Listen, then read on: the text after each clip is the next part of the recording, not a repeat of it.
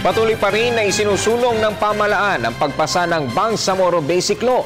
At isa nga po sa mga aktibong organisasyon na masugid na sumusuporta dito ay ang National Commission on Muslim Filipinos, ay kay NCMF Secretary Yasmin Lau.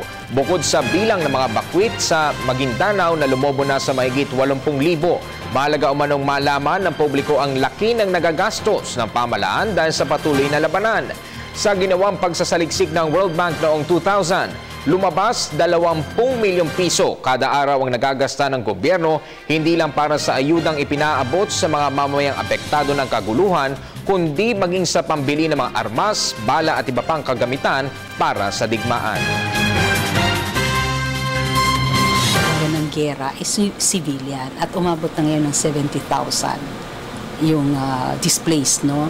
At alam mo na, of the 70,000, you can just imagine na karamihan doon ay kababaihan at mga kabataan.